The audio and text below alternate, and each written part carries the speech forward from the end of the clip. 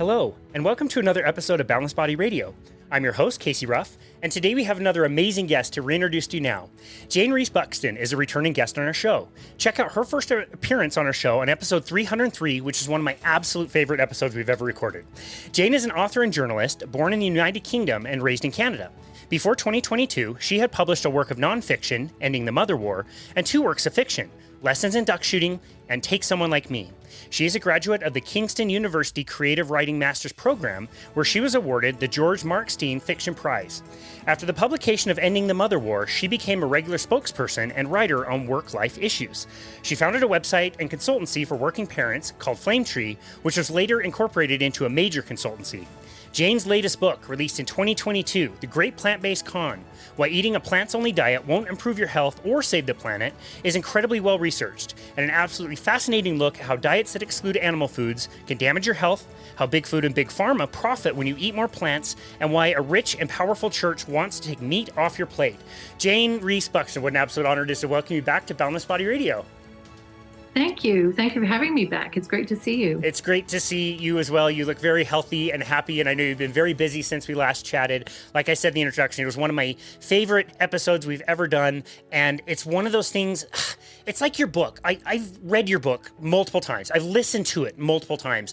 I told Nina Teicholz the same thing about The Big Fat Surprise. Like, you would think this giant book full of tons of information would be difficult to get through, but it's so captivating. I love it every time, and I learn something new every time. You did such a wonderful job writing it.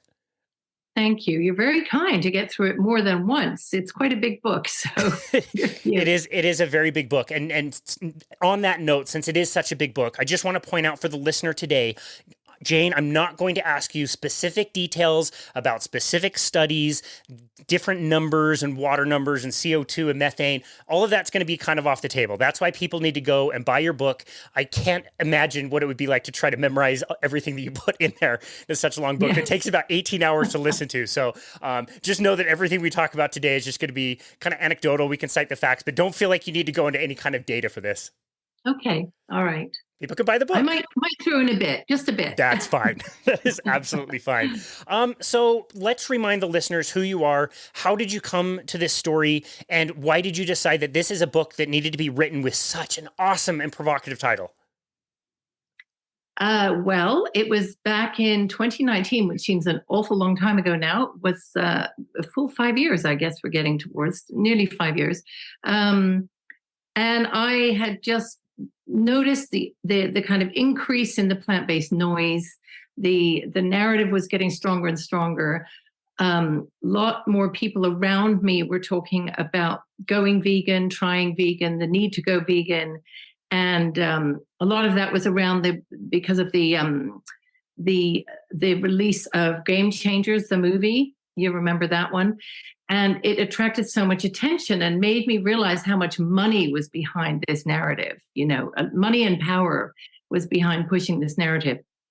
So what had initially been a sort of personal research project to understand these issues better became something more. It became a commitment to write the book. And I proposed it to my agent, and he initially said, "No, I don't think you're ready to write this book, and I don't think the world is ready yet to hear this. It's too counter the narrative. Let's let somebody else do this, right?" And I said, "Look, let me convince you." So I went away and I wrote a sort of 130-page proposal with just a few of the facts that you're alluding to, and he was then quite blown away by all these facts that he didn't know about. And he said, "Okay, yeah, let's do it." Because I think he just thought, well, what is she going to write about? Because everything he'd been hearing was what the mainstream narrative was telling him. So there we go. That was the start. And it took me a couple of years, almost 3, actually, by the time we got through the legal process. And it was published last year. Yeah. In June. That to me is rapid. That is so fast to have this book completed. What was the research like? It was heavy duty and full time, but it was during COVID, a lot of it. So, and the first part was during those 2 lockdowns that everybody had, or maybe some people had more. And so I was locked in a house anyway, and I just beavered away and had no distractions really. So that was, in a way, it's terrible to call COVID a blessing because it wasn't, but that was an opportunity to really hunker down and do it and do lots of interviews, talk to people all over the world by Zoom, because by then Zoom was becoming a thing. Whereas previously I might have been tempted to fly all over the world to see those people, and I didn't have to do that. Yeah, no, that's fantastic. Way to take advantage of a situation where days felt like they were 96 hours long somehow. It was such a weird passage of time, which a month would fly by and a day was so long. Oh, okay, so the concept, we kind of know the stories now about plant-based diets.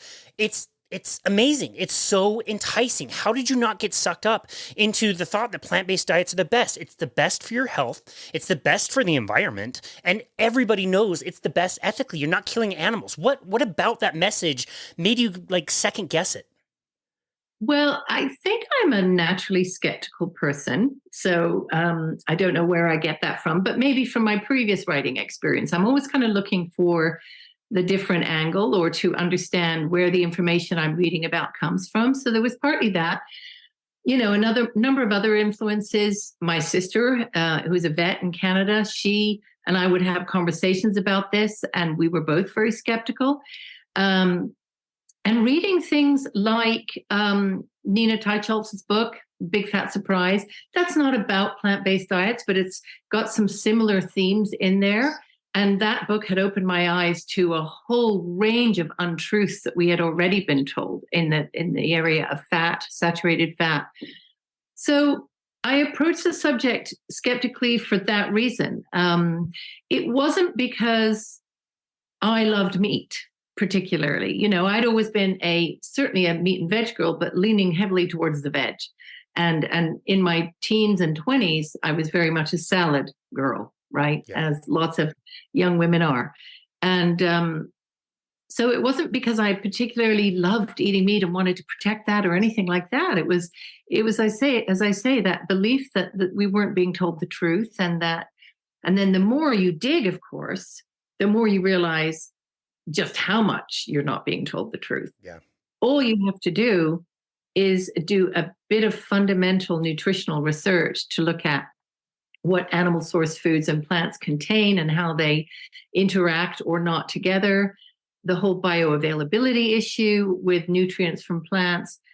You just need to do a couple of weeks of reading on that, or even, less than that, to know that you're onto something. Yeah, interesting. The input from your sister must have been interesting as well, because a pet doctor, first question if you have a sick pet is, what are they eating? And the last question a human doctor would ever ask anybody is, what are you eating? So it's very interesting. Yeah. Did she kind of have that knowledge that maybe food was playing a part in our health woes?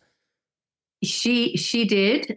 So she came at it from the animal perspective and her own human health perspective as well. So she had maybe 5 years before cottoned onto the damage that carbohydrates were doing for her body. I'm not saying they're damaging for everybody in equal amounts. I'm not a carb phobe, but she benefited immensely from doing a low carb diet, which of course is another thing that runs against the narrative. Most people think, oh, you absolutely need carbs. You can't live without them. So she turned me onto books like Jason Fung's book, The Obesity Code. She was also the one that sent me Leara Keith's book, The Vegetarian Myth. So yeah, I can't discount the value of having that person in my family with who could stimulate my ideas and with whom I could debate everything. Yeah. Every single book that we've talked about already today has been an absolute life changer for me. It's been so amazing, the work of these people. And we already pointed out in our first interview we did, 303, have to just say, there might be a little bit of crossover, but recommend to the listener that you go back and listen to that, because that's where we took the 30,000 foot view of your book.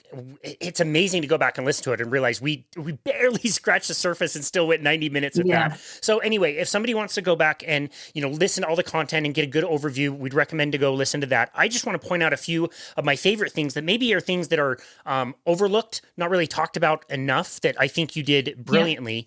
And the first one we did talk about in the first first episode, but I think it's worth reiterating. It's one of my favorite points on this book.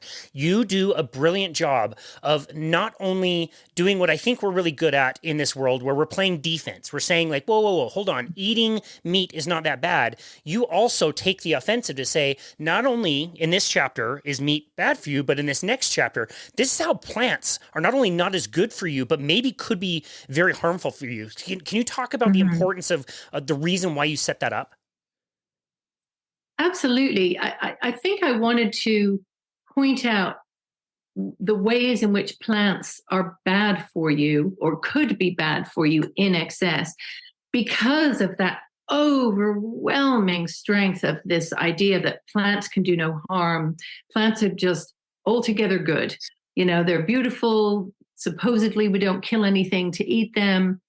And it has become almost stupid the way we revere plants. I mean, we are as a culture ridiculous about it. So it was important to me to stick in some reality checks there to warn people about, say, the anti-nutrients in plants.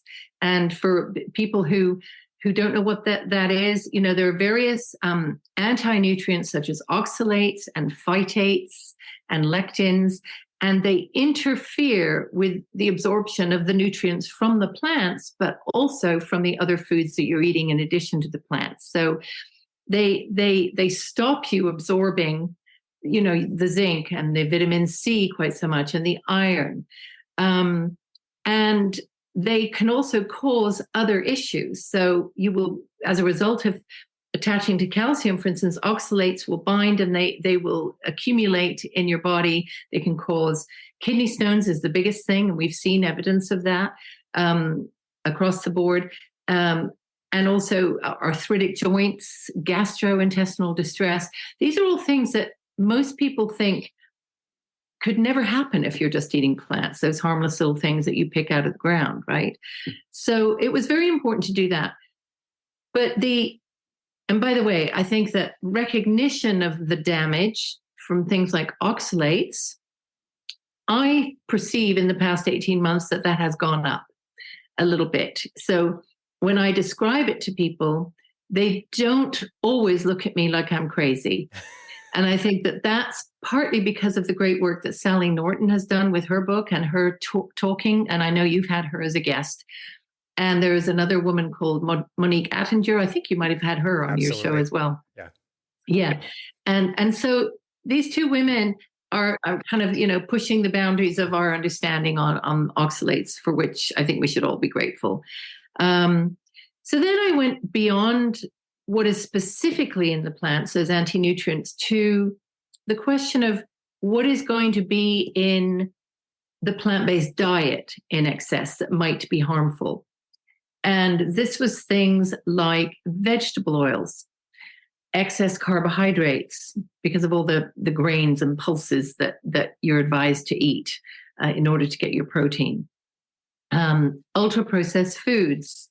They don't have to be part of the diet, but they are very likely going to be, because when you take meat and dairy out, meat, eggs, and dairy, you're going to have to put other things in, and that's what you fill them with. That's what you tend to fill the diet with, right? And so the vegetable oil thing is an interesting thing. That, to me, is another area where I think recognition has altered in the past 18 months. Once again, if I say it to people now, they not only don't think I'm crazy, but they nod and they go, oh, yeah, I know that. I know that. Good. So they know about the toxicity of seed oils, vegetable oils, whatever you want to call them. They are really from seeds. They may not know the detail of everything that's caused, but they are cottoning on to the fact that you may be better off with more natural fats from animal foods, or an olive oil as a fat, monounsaturated.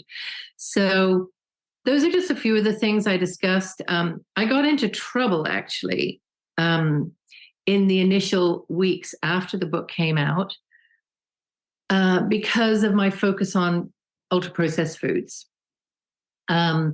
And I don't know if you saw, there was a feature done on the book initially where I went round one of the Whole Foods branches with a journalist, and we looked at all of the vegan processed foods in the freezer cabinets.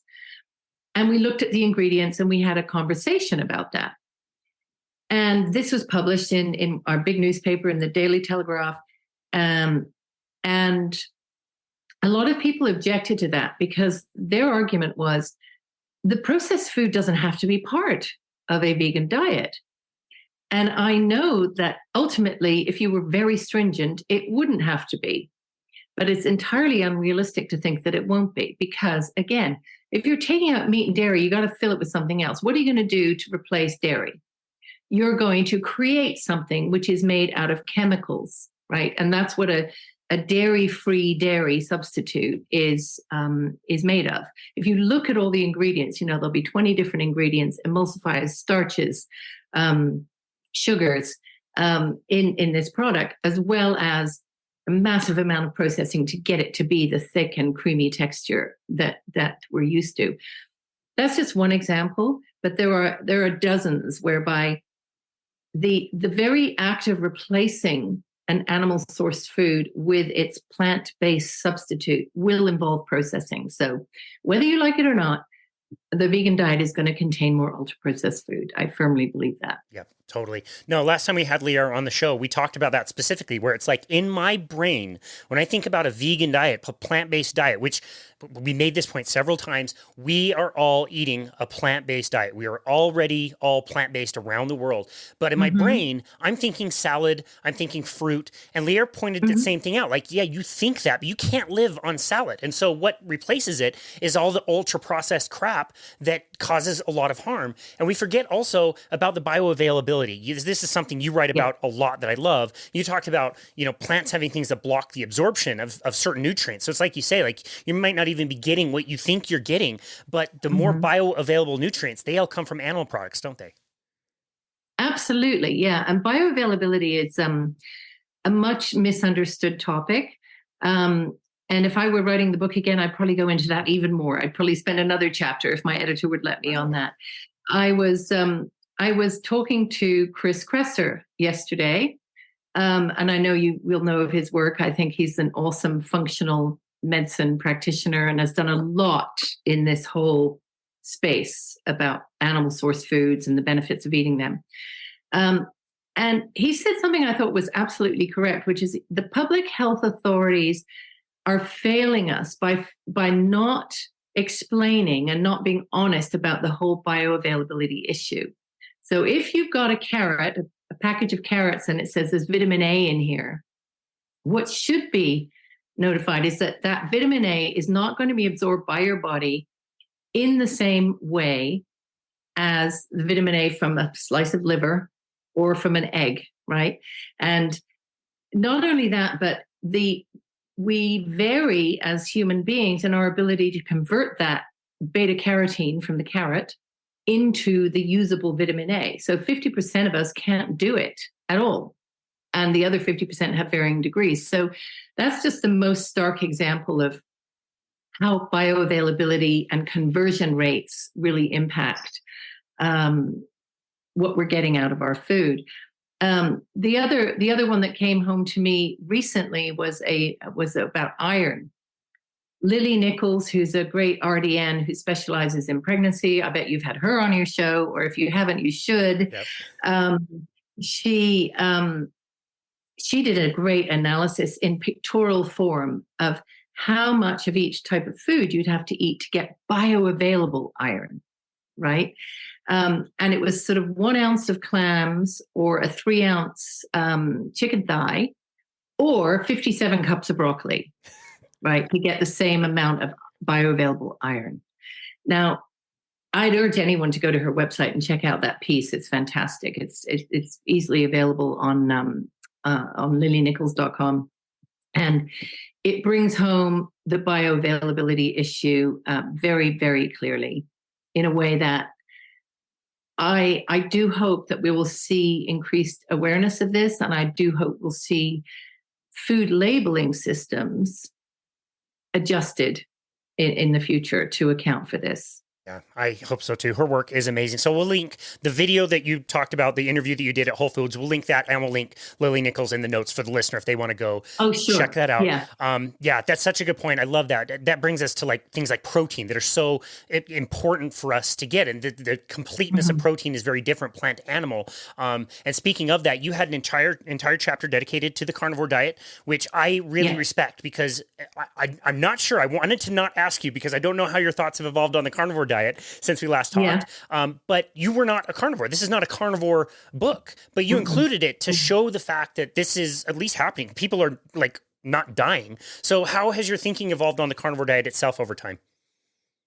Well, the when I included the chapter, it was because I felt it was really important, again, to counter that view that plants are always great and meat's always bad, right? So, and I didn't want to just say, well, meat's not bad, as you pointed out earlier. I wanted to give evidence of the fact that meat can be healing, meat can be good, meat can cure conditions like eczema or psoriasis. It has helped people to cure, mental illness, bipolar disorder. And there are numerous cases of this emerging all the time. At the moment, because of the way research is funded, etc., they are very much anecdotal. But there's a mass of anecdotes, as you know. So a bunch of N1s make a lot of evidence, right? N equals one make a lot of evidence. So I always knew that the diet had the ability to be healing for some people. My editors did resist putting that chapter in, and I hung tight because I wanted to make that point. Since then, has my thinking evolved? I think I've just got more examples of how it heals people. I think I've become more convinced that for some people, it is the ultimate, and you can get 80 to 90% of your nutrients from a very carefully planned carnivore diet, and that whatever you miss is made up for by the healing effects of that diet for particular people, right? So, and I've been privileged to join occasionally a book club, which is run by the plant-free MD, Anthony Chaffee. I'm in there too. I love it. Yeah, yeah. And I saw you on one of those sessions. I saw you flying by saying hi. I remember a couple of months ago. And so I learn every time I attend one of those sessions, I learn a bit more about why people have gone carnivore, what it does for them, how difficult or easy it is for them, how they're feeling at that moment, what they think about research that's coming out. So it's a real, it's a great privilege to be able to keep learning about that diet. But that I have to tell you though, that is one of the things.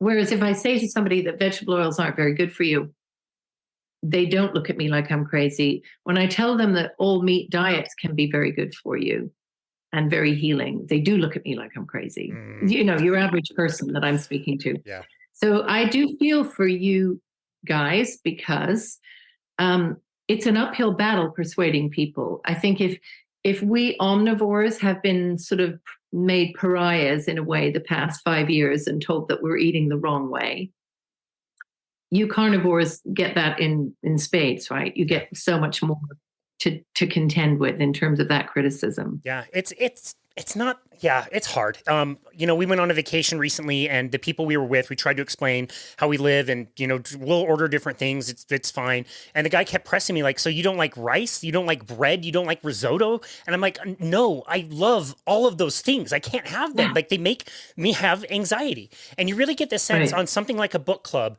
It's one thing to listen to Dr. Chafee, and it's one thing to see him and meet him in person. Same as Sean Baker. I know you probably met at least Sean Baker in person. Big, healthy, and Anthony. Yeah. Perfect.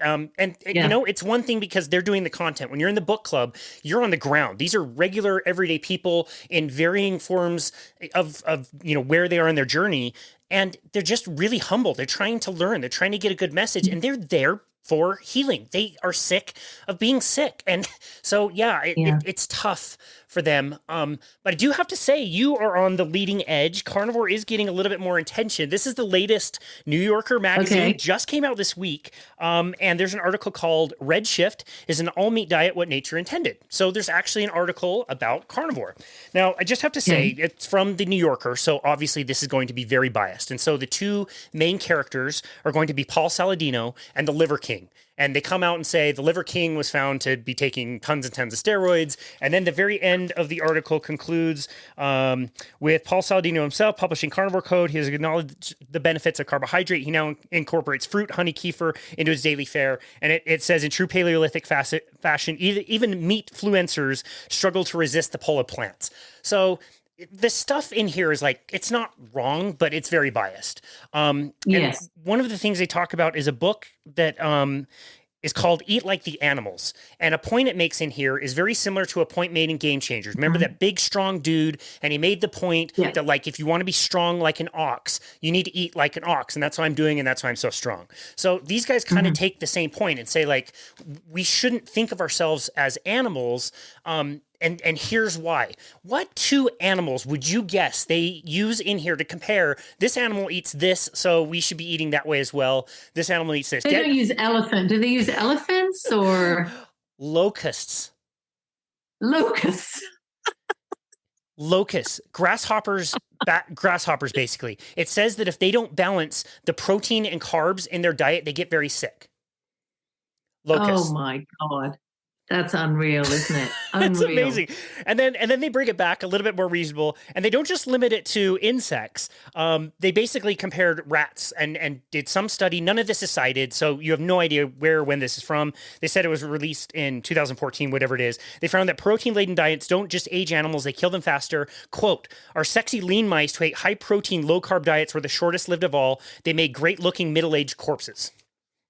Oh, my Lord. That's what people read. You know what I mean? Like, it's cool it's being published, but people are going to walk away from that and go, yeah, of course I should eat like the locust. Yeah. People think that the New Yorker is a very highbrow, intelligent magazine, right? And so they will take that and use it as their barometer because they maybe don't have time to read anything else. It's ridiculous. The idea of actually trying to replicate any animal, you know, we can learn some things from animals, but we're built entirely differently. You know, it's insane. So that must infuriate you reading something like that. It must, or do you just laugh? I laugh. Yeah, it's tough because you're just going to further entrench somebody, right? Like I skip anything political in these magazines. Like they get very highly politicized. I just skip over that. But it's basically like you're going to buy it because you have a certain bias already. And so I know that's just going to push you further and further in.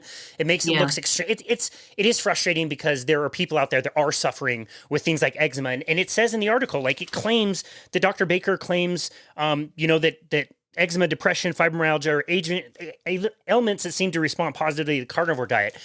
And they say it in a way that it's true, but they make it sound hokey. You know what I mean? Like there's that style and of they make it sound like he believes it, but they don't really believe it. Exactly. Right. That's what they make it sound like. They're really careful about the plant-based claims, but make really off-the-wall claims about carnivores and what they say. And so it is frustrating, and we can talk about not only nutrition, but we can also talk about emissions. And that's a big thing that people talk about. And another part of the article says, whoever wrote the book, No Meat Required, the Cultural History and Culinary Future of Plant-Based Eating. This observation, it takes 100 times more land to produce a calorie of lamb or beef than it does to produce a plant-based alternative. The resources for plant-based, I mean, it's just ridiculous to talk about. Never mind that some 80% of farmland is used for livestock feed. Again, that's what people read. And well, that's also a lie. 80% of land is not used for livestock feed. Exactly what it says, like word for word. That is a bold-faced lie. Direct quote. Absolutely not. No. Anyway, 30% maximum. And then we can talk about what the benefits of using that feed, because the other thing that you've just read out, which we talked about last time, is people always harp on about either the emissions or the land that results to get a calorie from plants versus animal source foods. They never talk about nutrition from those foods. They never talk about essential amino acids or quality protein. And once you start to do that analysis, the landscape shifts a bit in terms of whether certain foods are worse or better for the environment. And in fact, one of the good things that's happened in the past year since my book came out was a couple of studies have been done reassessing environmental impact according to nutrition delivered. Now, it's not perfect, but it has shifted the ground a little bit and made people realize that actually beef isn't the offender you think it is once you factor in the essential nutrients which are delivered. And so people can start to make more reasonable choices and say, well, actually, it may be worth that land use if we're going to get this quality of food. So I think that was it. I know you told me I didn't have to remember where it was from. I think that was in Nature magazine, something. Yeah. Cool. Or Frontiers of Nature. Yeah, it's very interesting. Since you and I last spoke, I've been able to interview a few more of the people that you talk about in your book, like Sarah Keogh. I got to drive up actually to Logan, Utah to go interview Stefan Van Vliet, who teaches up at Utah State. So that was really fun to talk to him. Yeah, they're awesome. Yeah. And you get the sense when you talk to these people that it's like, it's way more complicated than just saying methane or greenhouse gases. Like there's always trade-offs. You sacrifice water when you make, a trade for land, and that makes a trade for the gases you produce. And what's the transportation like? And like, how is it getting moved around the planet? Makes way more of a difference. And it's a shame that like, even though the numbers from Cowspiracy have all been thoroughly debunked, that's all anybody remembers. And it's still the documentary that they watch, and those numbers stick. So it's frustrating. Yeah. And even as you and I said last time, I think even the accepted numbers are faulty in some way. Right. So even though the United Nations, the latest FAO GLEAM report number says that livestock delivers 11% of emissions, we know that there are all kinds of caveats around that. Now, that's a lower number than Cowspiracy's number. Obviously, it's a lower number than the 14% that was touted several years ago. But even the 11% is an exaggeration in a way, because it's based for a start, it's based on a full life cycle analysis for livestock, which doesn't get applied to any other sector. So we're including everything. Everything in the kitchen sink goes into the livestock number, which is not true of, say, transport. And it's using GWP 100 instead of GWP star, just to get a bit geeky about the metrics, that we use. And a study that just came out in the past week was done by a couple of names that you'll remember, Sarah Place, Joseph Roundtree. So they reanalyzed some of the data and modeled the impact of livestock between 2010 and 2020 using GWP star instead of GWP 100. And they found that actually livestock itself was responsible for negligible amounts of global warming, and that most of the warming was coming from the sort of wet manure, the slurry, which is from confined animals, confined monogastrics, and dairy. So it's really important that we get these metrics correct, because then we can attack the problem that really exists. If the problem is slurry and that is giving off CH4, then we can start to fix that. We can stop the confinement. We can reduce confinement of animals. We can change the way we deal with that slurry. And that's what really we should be doing. Yeah. So I think so much research has been done in the 18 months since I was writing. And I think it will start to shift the debate a little bit. Yeah. Hopefully, if it gets into policymakers' hands. Hopefully, you would have just thought like common sense would have kind of won the day. You know what I mean? Like, it's not cows, it's not ruminants. They don't even talk hardly at all about the other ruminants that are on this planet. It's just mostly cows. And it's like, you're missing, there's no way that this is the biggest problem when we're flying a bazillion jumbo jets every hour in the sky across the oceans. What's going to make the biggest difference? And again, this is a part of your book that I think is overlooked, but I think it's amazing. You have chapters doctors that go on the defense and say, look, cows are not the main problem. Here's the number, here's the data. But also you go on the offensive and say, raising plants is not a free ticket either. Like there's a lot of emissions and land problems there too. So can you talk a little bit about, why we give a free pass for the cultivation of plants when on that may be the bigger problem? Yeah. Well, I mean, it's just a bias. It's a lens through which we are looking at things. And, it's hard to know how that lens was created.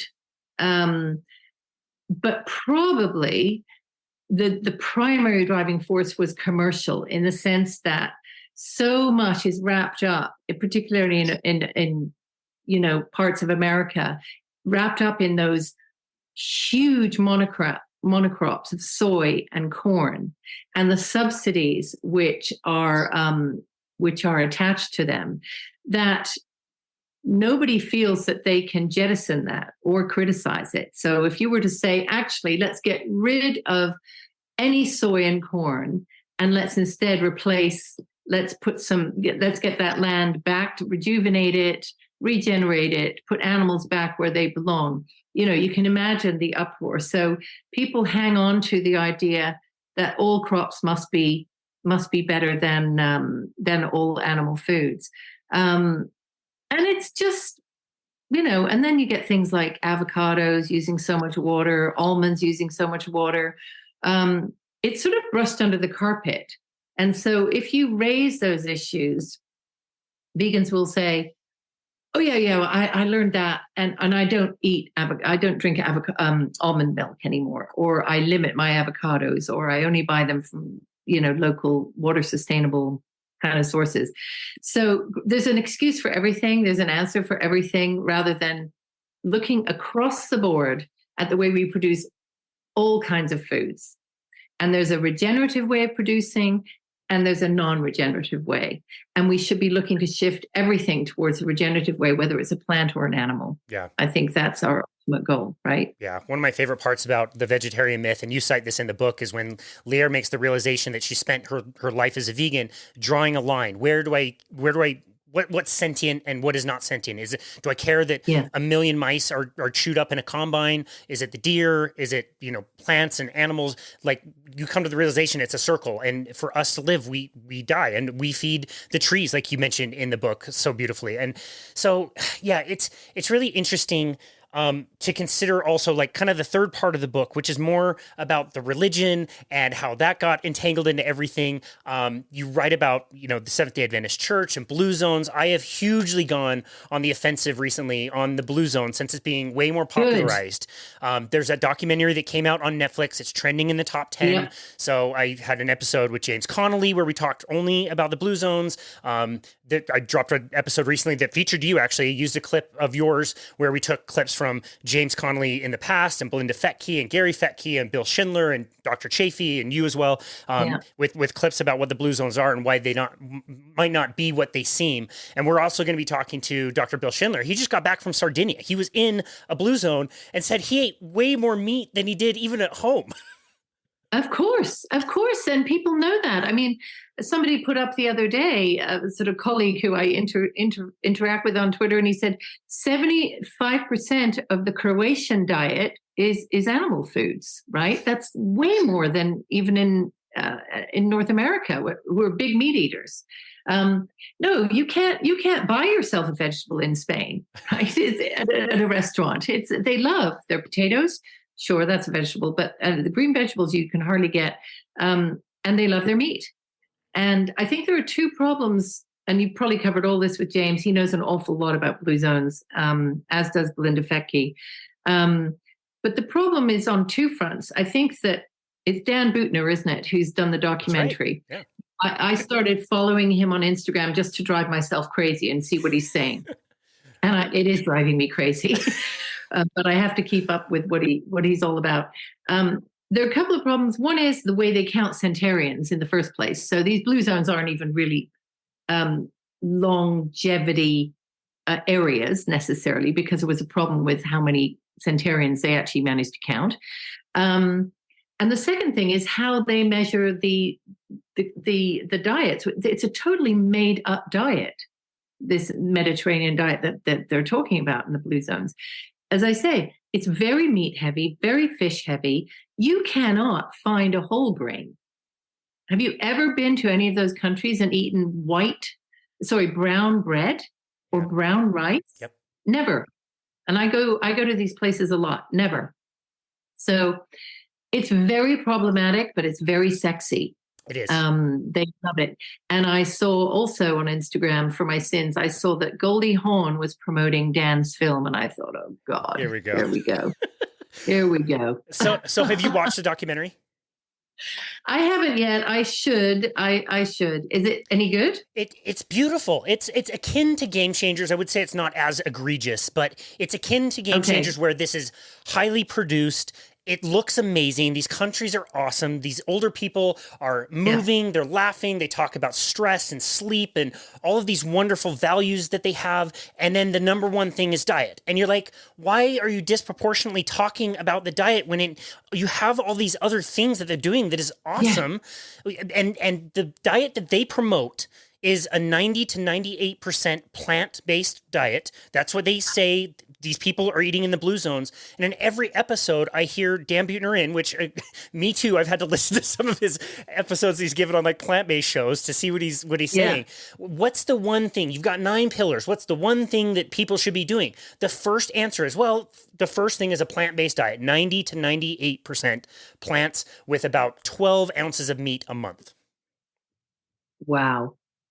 Yeah. And when he does that, has he got the great big lambs roasting on the spit behind him? Probably. Carol was eating, Probably. Yeah. It was interesting to see like the scenes that they would shoot at festivals and the plates. It was hard to see. James said he may have saw some chicken on a plate. I saw a dude playing an instrument that looked like bagpipes. That was obviously made out of a goat or something. So it's like they're using animals in this part of the world. One of the longest lived people they featured in Costa Rica was a rancher. Like he had cows that he was riding around with. Like what the hell do you think he's doing with these cows? Like, come on. Yeah.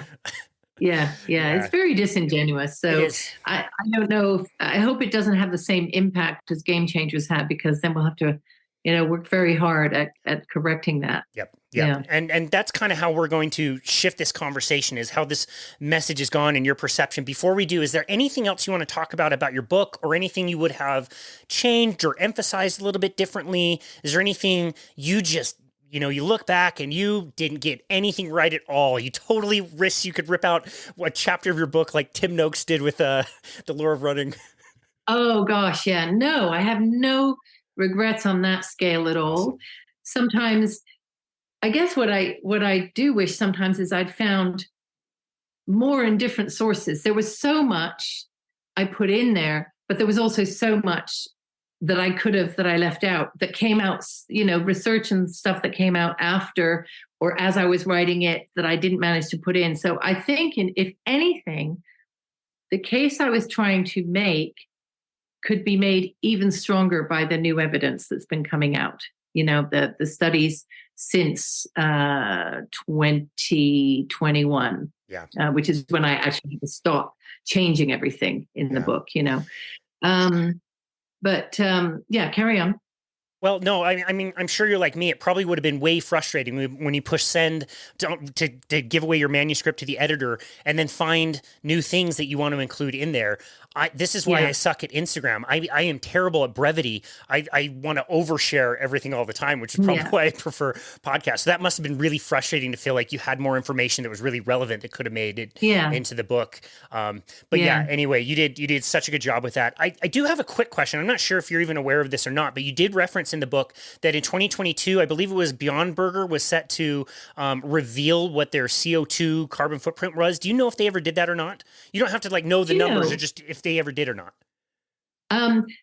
Beyond Burger, was it them or Impossible? Somebody, one of the two, produced a study which was brought up last year. So it was it was November 2022 when I was at a conference of actually supported people in the meat industry, and they were trying to figure out how to respond to this. So he did come out with his own calculations.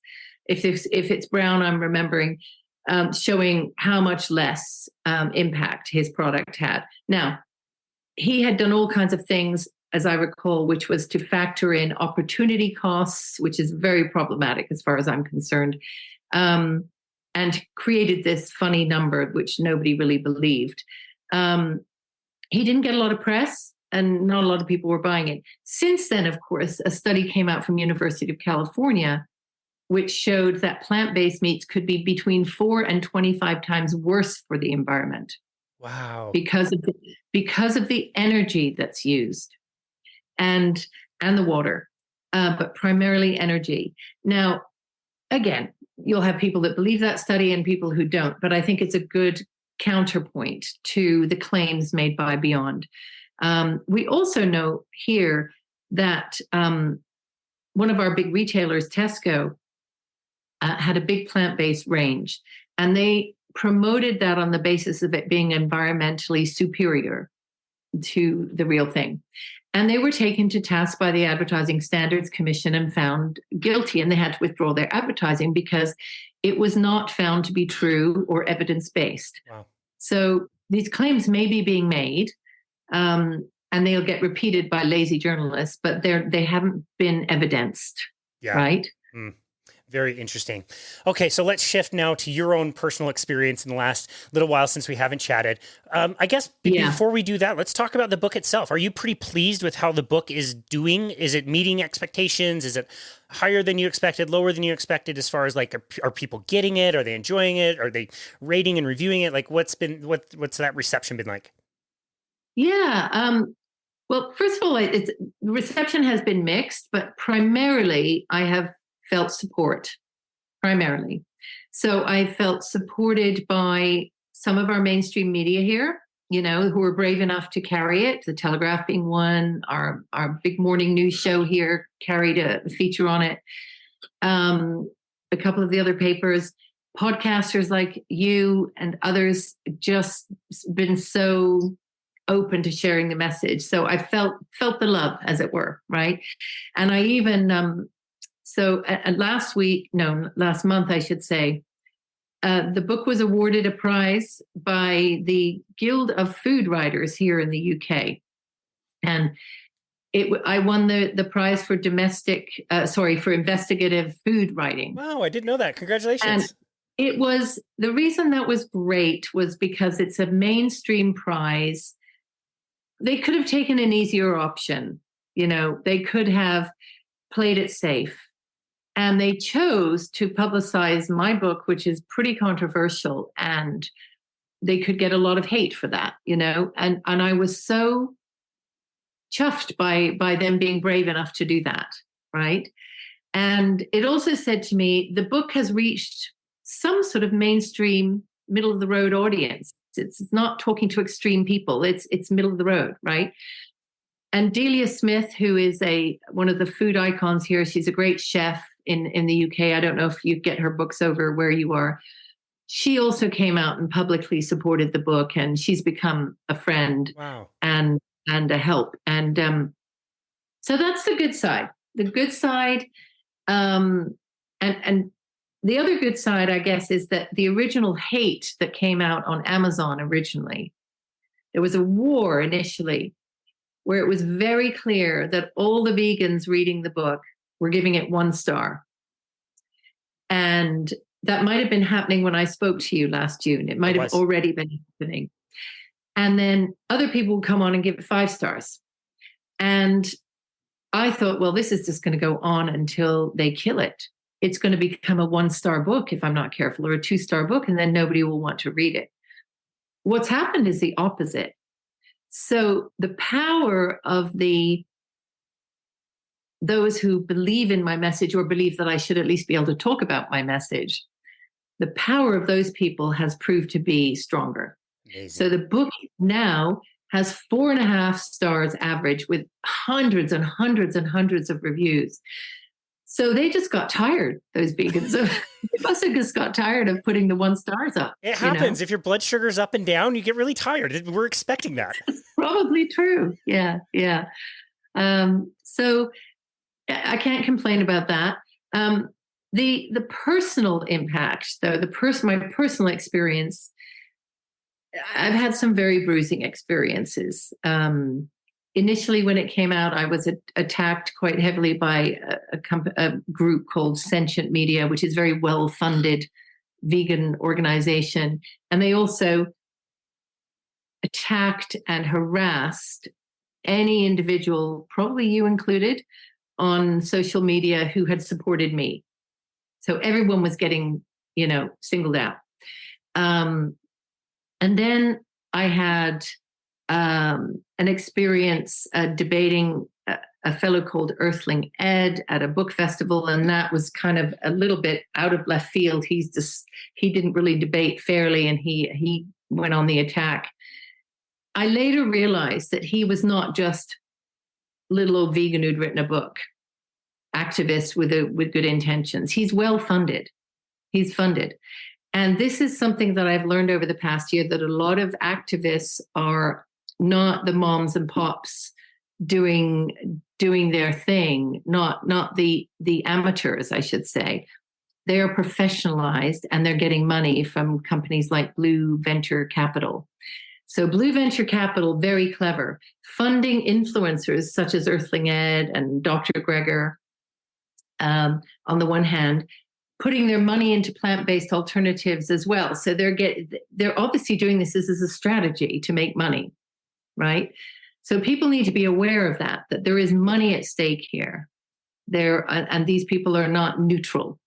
You are blowing my mind. I don't know why I would let that surprise me, but that still surprises me. It's not like Lierre Keith showing up for her Activision. This is somebody who is an employee. Well, more or less, yeah. There's certainly, and therefore they can't change their tune. They can't change their tune because they're being funded by this great venture capital company. And that information was on their website, Blue Ventures, and it's been removed. So you go figure why'd they remove it. The other person who attacked me, it was kind of interesting, was this guy, you'll know him, called Plant Chomper. Plant Chomper? I've never heard of that. Oh, you've got to got to look him Great. up. I can't even remember his real name, but he makes very slick videos about books and ideas that he disagrees with.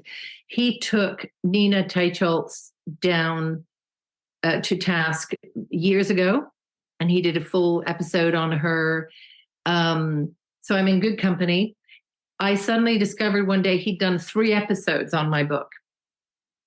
And I watched the first one, and I realized that actually it was mostly ad hominem attacks. So he was questioning my credibility and questioning the credibility of my sources. And anytime he brought up any information that he didn't agree with, he couldn't really say what I got wrong about that. So for instance, he accused me of getting it all wrong about the Minnesota coronary study. And she never even read it. I guess she never even read the study, he said. You never told me what I got wrong, though. Wow. He never said what is right.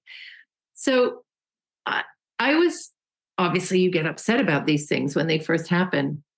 And then I saw it in a different light. And I thought, there's that saying where first they ignore you, then they laugh at you, then they attack you, and then you win.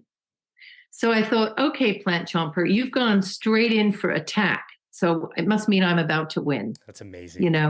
He didn't even bother with humiliating me. He just attacked. Wow. So that was kind of an interesting experience.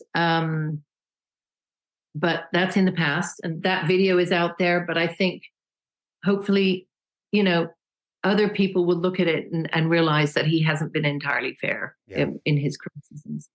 Then I had this very strange experience, sort of what I would call friendly fire on one podcast. And it was a comedian in the UK who emailed me and said, "Oh, I notice you're getting attacked, and I really want to give you a chance to speak out. I think you're very brave, and I support what you're doing. Come on to my show." So we went on the show. We talked about the book and a bunch of other topics that came up. And then when she produced the podcast, she added an introduction, which basically said, "This woman is crazy, and I don't agree with anything she says," more or less. So I emailed her and I said, I really don't appreciate that introduction. And I'd love it if you could take the episode down if you don't like it, right? It turned out that what she was upset about was that at one point I had talked about a meat-heavy ketogenic diet. Not because I'm on one, not because I love meat, but because I had seen it, as we discussed earlier, I've seen it do great things for people. And I was referring in particular to it being used to treat epilepsy and to improve symptoms of autism. And she objected to that because, as she said in her introduction, we should not be thinking of autism as something that needs to be cured. Autistic people are, they're just different people, right? So that was her main objection to me, and therefore she pilloried me. And as I say, it was friendly fire because I thought she was going to be an easy discussion. When I had a conversation with Dr. Chaffee about that, he was incensed, and he said he has personally known autistic people who have had to cut all carbohydrates out of their diet in order to manage symptoms and to be able to speak. There's one boy he knows who could only speak if he had no carbohydrates in his diet. Wow. That's quite powerful. And whatever way you look at it, we need to be absolutely compassionate towards and understanding about people who have autism or epilepsy or whatever. But I don't think you can question the fact that those people and the families of those people would like to have symptoms managed better so that they can live full and easier lives. I don't think that that's saying anything outrageous in saying, right? Yeah. It's like the fat shaming thing, right? It's like nobody's saying like it's your fault that you're fat or obese or whatever. Nobody's saying that. You got every card in the deck stacked against you, but we're trying to help if you would like. That's all we're trying to say. Absolutely. And improve your health, improve your mental well-being and everything. So that to me was an example of, wow, I never expected that kind of criticism. I really never expected that. Wow. So it has come, it's come in all kinds of forms, a lot of misogynistic stuff. So when males disagree with me, a couple of instances, there have been some real misogynistic attacks, some vile pictures and vile comments. And wow. One got out of hand last November, and I actually came off Twitter for 2 months as a result because I just thought, oof, this is too much. And it was one of the people involved was a doctor at a very prominent New York hospital, I have to tell you. And he was so vile and his posts were so disgusting that a lot of people came to my defense on Twitter. And he ended up having to apologize profusely because I threatened to take him to his university. Wow. And if I had, he would have been fired. Wow. He definitely would have been fired. He's damn lucky. So, wow. It's ugly out there. It can be really ugly. When we did our first interview, I asked you the question. I thought it might get ugly. I was really hoping that it wouldn't. It's just not called for. It doesn't have to be ugly. We don't spend time picking on vegans and saying they're idiots. Like we don't. It's okay. People can do whatever they want. We're just trying to provide information. I think it's so interesting that you've been involved in so many debates. I largely don't think they're very productive, although I believe you were not only an attendee at the Public Health Collaboration in the UK this year, yes, you also moderated a debate the second day, correct? I moderated a panel, which was about the environmental impact and trying to clarify that. But it was a friendly panel. Yeah. So I purposely said to Sam, I am not going to go on stage again against a vegan activist. I'm just not going to do it. Yeah. So I don't think it's productive. I don't think that they play fair. I think they try to undermine and they shoot stuff at you in order to catch you out. A prime example was when this was done to Chris Kresser by James Wilkes. You remember that on the Rogan show? Terrible. shouting him down, absolutely trying to undermine and discombobulate him. And Chris is a smart guy, and he handled it as well as possible. But if that's what vegan debating is like, then sorry, no, I'm not going to do it. Yeah. Well, we've had Aranda Wickramasinghe on our show. He was there and attended the conference and watched the debate. We've talked to Dr. Chafee about it since. And I'll reiterate, I'm so grateful that that debate was had and that it was friendly. Both of the debates that you're referring to were done with timers. People had their time and space. I don't know. Respect. Yes. Awesome. That's all I think anybody in this world wants is like, show your work. Tell us your thoughts. Like, how do you think about things? And I asked them this question. I'll ask you the same question. I think I know your answer because you already said it about your book, but was there anything that was like a compelling argument from the plant-based side that you were like, oh, I hadn't considered that, or, oh, like maybe, you know, I should soften my stance about something. Was there anything like that? In that particular debate, the PhD debate, you mean, or in general? In the PhD debate. Yeah, in that one. We can generalize it as well. I mean, when I watched that particular debate, it was good. You're right, it was respectful. I felt that as the debate went on, the advocates for plant-based were kind of backing off. They were losing the strength of their arguments. And what they did rely on most of the time, particularly the one who was zoomed in from somewhere else, from America, relied upon a lot of the epidemiology, which I know to be bogus. It can't tell you anything. So there was nothing new that he said, which made me go, oh, wow, I haven't seen that research before. And that's a good point. So, yeah, nothing made me change my mind in that debate. What has sometimes stopped me in my tracks is when I read about or hear from or see somebody who is really healthy and has been on a vegan diet for, say, 25 years. Yeah. So that belies everything that I know to be true about nutrition and protein. And cell deterioration and all the other things that I think long-term vegan diets can cause. And I think that the reason we sometimes see that in people is because of this incredible difference in our biologies and the different capabilities. So some people maybe can really thrive on these diets, right? And I think Dr. Paul Chek, are you aware of his work? He's amazing. He talking to him, he said, there are going to be hands full of people who are metabolically different. And he believes very much in the metabolic typing theories about how there are 7 types, I think, or 10 types, and we all are a different one. And there'll be some people who do so much better on plants.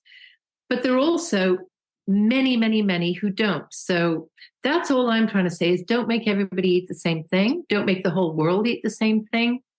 Don't make us all suffer because some people seem to be able to do it. Yep. No, that's great. That's assuming that they're pulling off the diet perfectly. They're not cheating. They're not getting anything on the side. Yeah, the Chegan phenomenon is probably very widespread, I think. Yeah. I just think like if somebody got some dairy, some eggs, like that would be massively huge and would allow them to carry on that diet. So that there's the assumption. But at the end of the day, you're right. Like the most vexing part about nutrition, the part I hate the most is I don't know. I don't know what's good for you. I know what works for me today, right now. That might change tomorrow. I don't know. Yeah. So it's hard. It's really tough. Yeah. And Dr. Lustig, Robert Lustig, he's got this great book called Metabolical, which talks, have you read that book? That's good. Yeah. So the mechanisms by which he explains the impact of ultra-processed foods on the body are just multifarious. I mean, it's mind-boggling, isn't it? And he obviously knows so much about nutrition and the particulars of nutrition. And yet, even him, he said, there's so much we don't know, I don't know. And some questions I asked him, he said, I just can't answer that. I don't know. Right? So we don't know Yeah, everything. it's honest. We're only trying to learn. We're trying to learn, push our knowledge forward, and push it forward in a way that allows, as you've just said, each individual to do the thing that's best for them. Yeah, very interesting. So we've kind of talked about how the debates have maybe evolved. Are messages shifting at all in the plant-based world that you've observed? Is it heading in one direction? Like, is it more about the environment and less about nutrition or things that are pretty wide known at this point? Um, I think, as I said to you earlier, I think there's more of an appreciation of environmental nuance. I think that the word regenerative agriculture is bandied around a lot more than it was 2 years ago. More people seem to know what it means or think they know what it means, and more people talk about it. Cool. And there's a couple of dedicated, there's here we now have a radio station called 89HA, which is run by Finlo Costain, another great guy for you to talk to. He's got a whole radio station which is devoted to regenerative forms of agriculture and bringing the research out on that. And so I think that's a real positive. I think that I hesitate to call it a collapse, but the downslide, the downward trend in the commercial fortunes of plant-based meat suppliers is an interesting phenomenon. Let's just say that has changed. So when I started writing the book, it was all systems go. They were going to be the next best thing. They were going to take over the world within 5 years, right? Now, early 2023, Beyond Meat's sales have collapsed. We've had in the UK a company called the Meatless Farm, which I wrote about as being quite strong at the time, bankrupt. Wow. Other companies here have given up on their vegan lines. They've just gone back to whatever they used to do. So I think all is not well in that world. And it's not like I'm cheering about that, but I am appreciating a bit of a reality check. Yeah. There are reasons why that's happening. There's also been a reality check on the whole subject of alternative meats, like lab-grown meats. And there was I don't know if you saw the head of the Berkeley School of Alt Meat came out in a very big piece. I think it was in the Atlantic or Washington Post, where he said, you know what, lab-based meat is never going to work. Wow. Now, he's a man studying this. He believes in it. He's a vegetarian, and he doesn't think it's going to be scalable. And for him to say that is quite significant, I think. So there's going to be a big reality check within the next 10 years around that. Interesting. Yeah. So, and then on a totally anecdotal, personal level, and you can shoot me for that if you like, but I'm going to tell you that I have seen in my circle amongst the young people that I know a shift away from plants-only diets. My daughter's wedding, 100 guests, most of them under the age of 35, one vegetarian request. Wow. It's quite something, right? Interesting. Now, we were in Morocco, the land of the lamb tagine. So people may have been trying to just fall in line with what was being offered, but I don't think so. I think something's happening. I think all the buzz about it, all the people wanting to try it, all the people feeling they needed to, was kind of a burst a couple of years ago. And people are now becoming a bit more reasonable, considered, thinking about it a bit more maybe. And a lot of them maybe did try it and didn't feel so great. And so they went back to adding a bit of fish, a bit of meat. Yeah. Wow. Well, James Connolly pointed out that this is the whole reason why we call things plant-based, not vegan. Vegan has one of the lowest public opinions about the word itself. It's pretty bad. And if you Google the terms vegan and carnivore, there was a crossover point, and the carnivore is trending up and the vegan is trending down. So Right. Interesting observations. Like you said, they're Yeah. just observations. But I was going to ask you what you were noticing in the plant-based and vegan world, whether maybe the trend is kind of ticking off, and like you said, people just were not feeling that great. Yeah. Yeah. I think that's probably the case. And it's less interesting and less exciting. Now, I don't really have a handle on the 15 to 25-year-olds anymore because all my kids are older than that. So I don't see any of those people much except in public situations where I can't really ask them about this.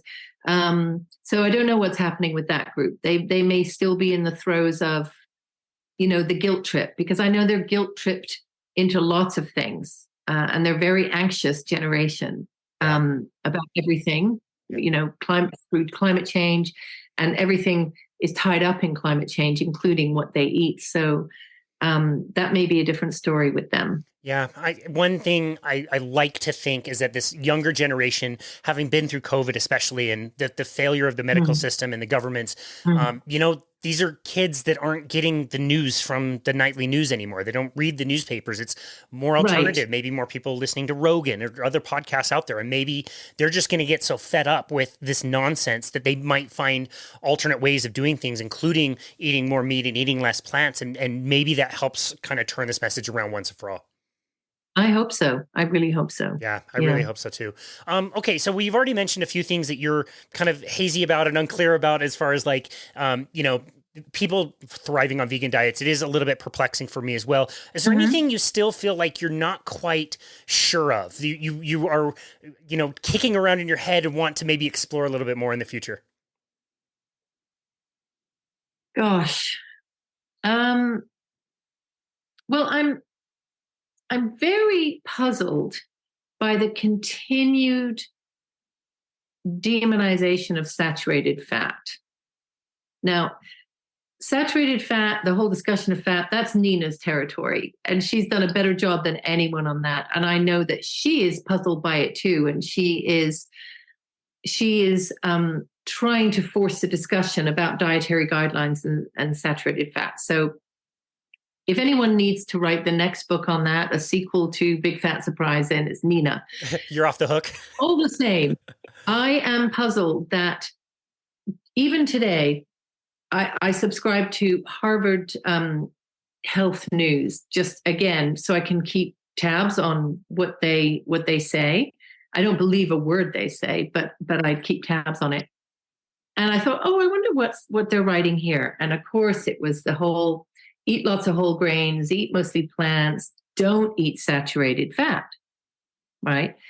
I'm thinking, how is it that we had evidence that back in the 60s and 70s with several trials, Minnesota Coronary, Sydney Heart Diet Heart, the Women's Health Initiative, we had the evidence then that said that switching away from saturated fat did not impact heart disease levels in any way positively. And it caused other problems. So it caused all-cause mortality went up and cancers and things like that. So we had it then. We've since had dozens of meta-analyses which conclude the same, including one that just came out last week from McMaster University saying, saturated fat really doesn't play any significant role at all in heart disease. And all the studies that say that it plays even a small role are of low certainty and low quality. It baffles me, it literally baffles me why organizations like Harvard, like the American Heart Association, cling to the dogma against saturated fat. I don't know what's going to shift it. I honestly don't. Yeah. Now, there's professional and institutional pride at stake. Can the American Heart Association really turn around now after decades of being anti to being pro without losing credibility? Probably not. Yeah. All the same, it baffles me that more journalists don't call them out on it. More journalists aren't writing this story. More journalists aren't digging it out. It's very strange. Yeah. When we had Dr. Seyfried on the show a few months ago. He just said, like, the way we do this is we need some entrepreneur to figure out a way how to monetize these ideas. And once that happens, then we'll start to get this turned around. Like, if we monetize metabolic therapies for cancer treatments, if there was a way to make money on it, we would have that available on every street corner. And we don't know how to do that because institutions don't make money when you explore alternate things. And so it's exciting to think that there's an underground movement of people that are learning this, that are picking up your book. It's also exciting to know that there is crowdfunding going on for studies like what Dave Feldman is doing. Have you followed along with what Dave? I just saw that today and I can't wait to read about it. I really need to read what he's found. Jayne, Low Carb Denver 2023, he gets on stage, he talks about these are preliminary results. At the time, he had just finished the very first measurement of 100 people that they had to fly into a place. They had to keep them there for a day to make sure they were well rested and well fed and everything before they got these tests done. The preliminary data, when he showed it, the entire audience gasped. It was really unbelievable. 100 people, keto carnivore for, I think the average was 4.5 years prior to doing the measurement. 60 males, 40 females, average age was in the 50s. I want to say mid 50s. So this is a good sample size, middle-aged dudes that you would hope would show, okay, you've got some buildup. Of course you would have some buildup. Right. They all had one thing in common as far as their cholesterol. They were all diagnosed hypercholesterolemia. Some of them had other risk factors, but all 100% of them had elevated LDL cholesterol. The average, I can't remember if it's the average total cholesterol or the average LDL cholesterol was like 259. So it's very, very high cholesterol. I want to say that was LDL. I can't remember. So they did the more advanced heart screening where they looked at, I'm going to goof this up too. I think they looked at 9 different sites in 3 different ways or in 3D. And based on that, they looked at 9 different sites and they could give a score of 0, 1, 2, or 3 for the most severe. Preliminary data. We're just going to follow these people for a year and we're going to see what happens. But this is where we are. Presumably these people, have been following the keto diet for as long as they say, that average of 4.5 to 5 years. They all have very high cholesterol. There was not one participant that had a score out of 45 that was above a 10. Not one score in the double digits. A majority of the people were a 0. Wow. So that's not just CAC score. It's a bunch of scores. And I just listened to more information about it. And I can't remember the name of the test. It's something that's much more involved in a CAC. CAC is great, but this goes a step further and like 3D models everything. And so you can really get a good look, and it's expensive. And, to fly all these people back again is going to be very expensive. But to see that these people have very elevated cholesterol and have no issues in their arteries is insane. So to see the follow-up on those numbers to see if anything has shifted is going to be fantastic, but it is very, very promising. Yeah, I'm going to get a hold of that. I tell you why, because my husband, who is same age as me, early 60s, very fit, not overweight, does resistance exercise, other exercise, he's very, no blood pressure issues, no nothing, but elevated LDL. And a specialist is trying to get him to go on statins. And I was tasked this week of writing a letter to the specialist, querying this and giving some of the evidence that I'm aware of. So I had to write this very concise letter to this specialist. And there's some good stuff in there, and I just want them to answer it. And one of the reasons I'm doing it is, obviously, I want to do the best thing for my husband. But I also want to prod the cardiologist into realizing that there is another point of view and respond to me. What do you think of this data? Yeah. I want to know what they think. But it sounds like I need to be including a little bit about maybe the preliminary results from Dave Feldman's I'll be sure to send them to you. When I pulled my jaw off of the ground, Yeah. And I took a picture of it so you can see the data. It's quite amazing. And I've got the same issue, Jayne. Like my wife just had her cholesterol checked a few months ago. Her LDL cholesterol is above 200. And it's one thing when you see the numbers and there's 100 people in this study, and then you go to conferences and you meet people that it's like, Yes. I either have to be really high LDL cholesterol or I get bipolar, like my friend Robin. Like that's a tough decision to make. But when it's in your own home and you've got to decide about really important people in your life and what you should do, it makes you nervous, doesn't it? It makes you a little nervous. Because even though you can have, a stack this high of evidence that you have been convinced by, and I am in that position, I'm thinking, but I'm not a doctor and I don't want to be the only one responsible here for telling him to do whatever, not to take the statins. So I think it's natural to be a bit nervous, but I think we have to be rational and we have to really fight that. Yeah. Amongst the things that remain baffling to me is why Peter Attia remains a fan of statin therapy. With everything else he knows, everything in his book Outlive, which is generally a very good piece of work, great, about what really causes heart disease, he then goes, yeah, but take a statin. I just don't understand it. That baffles me too. I don't get it. He really shifted his thinking in that way. I mean, he was on keto for a very long time. He wrote the original 10-part long blog post, the straight dope on cholesterol, which was a clinic in cholesterol. And to then just so slowly over the years see him shift. He's even been asked on the podcast about, what do we know about these lean mass hyperresponders, or how did diet affect some of these things? Like, what about a ketogenic diet? And he just dodges it. There's no time that he wants to address it. Yeah, I lament that as well. It's a real shame because I love the dude. I loved his content. He has taught me so much in my career. 95% of Outlive is amazing. I got to ask Dave Feldman about, he talks about Mendelian randomizations, and Dave shed some light on that. That's just basically epidemiology. So it is a shame. That's really one case that I'm really bummed out at as well. Yeah. I wonder, did the lawyers get a hold of him? In other words, once you reach the level of impact that he is having as a physician, people do take his advice, right? They do take his advice, and he advises patients one-on-one. Is there some fear of litigation if you're not dotting your I's and crossing your T's with say, statin therapy? Is it just a kind of like, I'm just going to recommend this because it's not going to do too many people any harm. It'll at least cover my backside. Yeah. I don't know. It looks suspicious to me, and I'm baffled. Yeah, I've had that thought too, and hard to say, but yeah, very challenging.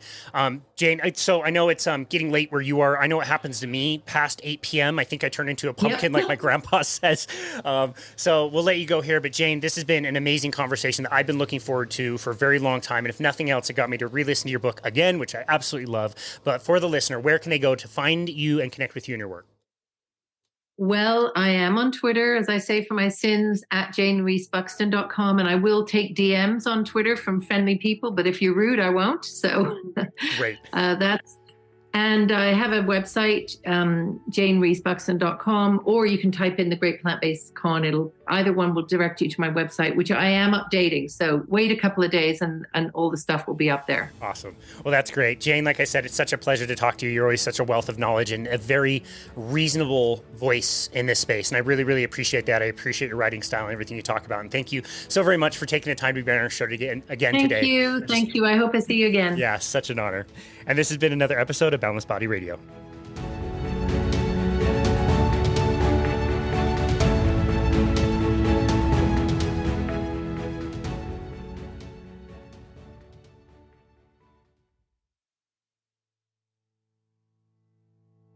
As always, thank you so very much for listening to Boundless Body Radio.